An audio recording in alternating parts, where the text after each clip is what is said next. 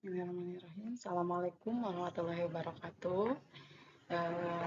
Perkenalkan, nama saya Teti Irianto. Saya dari Prodi Manajemen. Di sini saya akan mempresentasikan UAS akuntansi biaya. Nah, berikut saya ambil dari sesi 5 yaitu metode harga pokok proses. Metode harga pokok proses yaitu metode yang mengakumulasikan biaya berdasarkan tempat terjadinya proses produksi. Tujuan metode harga pokok proses, yaitu menentukan harga pokok atau biaya per unit. Yang kedua, membagi jumlah biaya dengan jumlah unit yang dihasilkan. Yang ketiga, laporan biaya produksi.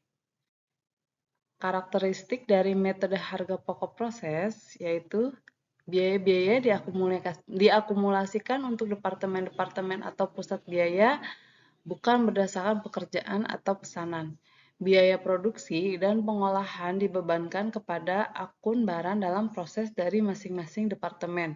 Jumlah unit dari barang dalam proses tiap dalam departemen harus dinyatakan dalam tingkat penyelesaian dalam unit yang dianggap selesai. Biaya per unit dihitung menurut departemen atau pusat biaya. Pada saat produksi selesai dalam suatu departemen, produksi jumlah unit yang selesai dan biaya yang dipindahkan ke departemen produksi berikutnya atau gudang barang jadi. Dan yang terakhir untuk mengumpulkan atau mengintisarkan dan menghitung biaya baik secara keseluruhan maupun per unit. Menurut masing-masing departemen digunakan formulir laporan biaya produksi. Nah, jenis alat produksi atau jenis-jenis produk yang umum. Yang pertama, ada arus produk yang berurutan atau sekuensial, yaitu unit-unit produk yang mengalir semua produksi atau tahapan dalam urutan departemen atau akun barang dalam proses. Yang kedua, arus produk paralel, yaitu bahan baku yang mulanya paralel melalui beberapa departemen yang berbeda sehingga disatukan dalam suatu proses tahapan akhir atau tahapan penyelesaian untuk menjadi barang jadi. Yang terakhir, yang ketiga yaitu arus produk selektif, yaitu bahan baku yang sama mengalir dalam beberapa tahapan produksi atau urutan departemen yang berbeda dalam masing-masing urutan departemen dalam pengolahan tersebut akan menghasilkan barang jadi yang berbeda. Nah, berikut contoh studi kasusnya. Anggap aja bahwa departemen pemotongan adalah departemen yang pertama kali melakukan proses produksi dan menggunakan bahan baku langsung sebesar 28 juta pada suatu bulan. Yang ditanya yaitu bagaimana ayat jurnal untuk mencatat penggunaan bahan baku langsung pada departemen. Nah, berikut jawabannya. Barang dalam proses pemotongan ini masuknya di debit yaitu 28 juta dan persediaan bahan baku kita ditaruh di kredit. Makanya ini tulisannya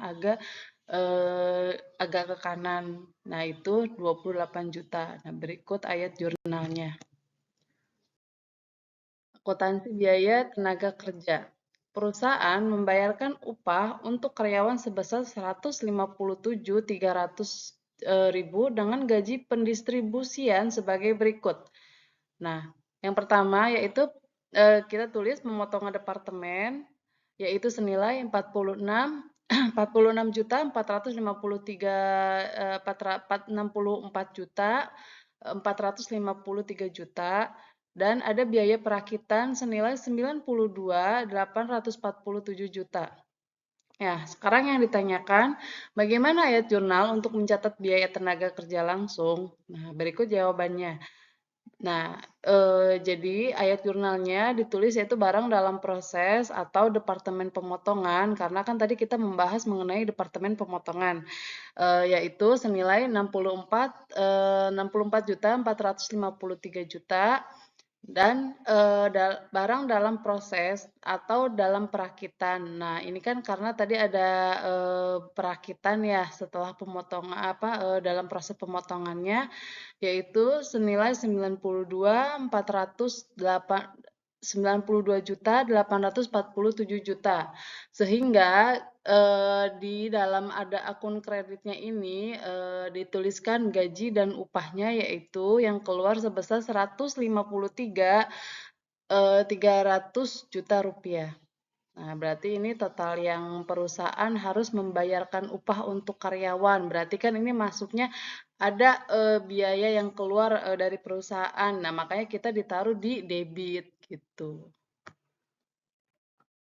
Nah, yang satu lagi saya ambil dari sesi 10 yaitu activity based costing bagian 2. Apa sih pengertian dari activity based costing ini?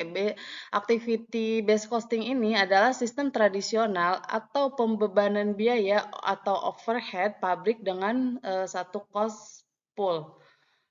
Nah, di sini saya kasih contoh dari metode tradisional yang paling gampang. Pada tanggal 1 Maret 2020, Ibu Rani, Ibu Nisa, dan Ibu Susi bermaksud untuk melakukan pertemuan dengan melakukan makan siang bersama. Mereka sepakat untuk menanggung biaya makan siang bersama dan berikut menu yang dipilih ketika ketiga ibu-ibu tersebut. Yang pertama Ibu Rani. Nah, Ibu Rani rincian biaya makannya yaitu 150.000, untuk rincian biaya minumnya 150 dan ditotalin biaya makan dan biaya minumnya yaitu 300.000.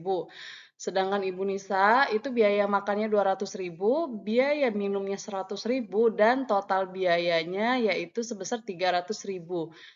Terakhir Ibu Susi, biaya makannya itu 250 dan biaya minumnya 50.000 dan total biaya akhirnya yaitu 300.000. Sehingga total dari ketiga ibu tersebut untuk biaya makan yaitu 600.000 dan untuk biaya minumnya 300.000, sehingga total biaya yang dikeluarkan untuk biaya makan dan minum dari ketiga ibu tersebut ya senilai 900.000.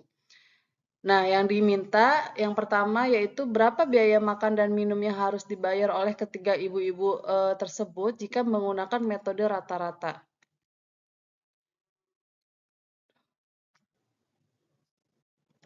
Apakah ada yang membayar lebih banyak atau yang lebih sedikit dari yang sesungguhnya mereka konsumsi? Nah, berikut jawabannya. Yang pertama yaitu biaya rata-rata yang ditanggung. Total biaya makan tadi kan ya atau per jumlah orang yaitu tadi 900.000 kita dibagikan 3 lah. Berarti kan ini dibagi rata ini dari 900.000 kita dibagi 3 orang karena kan ada 3 ibu-ibu tadi yang makan. Jadi kena kalau misalkan kita hitung rata, jadi per orangnya itu kena 300.000 per orang kalau dihitung dari kita rata-rata. Nah, yang kedua, Ibu Nisa ada kelebihan bayar 50.000. Nah, itu tuh dari tadi 300 dikurangi 250. Nah, sedangkan Ibu Susi tepat sama antara biaya sesungguhnya dengan yang ditanggung. Ibu Nisa kurang bayar 50, yaitu 300 dikurangi 350. Di sini ada activity based costing, sistem pendekatan perhitungan biaya berdasarkan aktivitas atau kegiatan mengkonsumsi sumber daya yang ada di perusahaan. Contoh aktivitas dalam perusahaan yaitu menyiapkan mesin untuk kegiatan produksi, membuat jadwal kegiatan produksi, memesan bahan baku atau perlengkapan ke pasok. Nah, yang terakhir yaitu kategori dengan pengelompokan biaya pada ABC ini yaitu pertama biaya yang untuk setiap unit atau output unit level. Yang kedua biaya untuk setiap kelompok unit tertentu atau batch level. Yang ketiga adalah biaya untuk setiap produksi atau jasa tertentu atau product service sustaining level. Yang keempat yaitu biaya untuk setiap fasilitas tertentu atau facility sustaining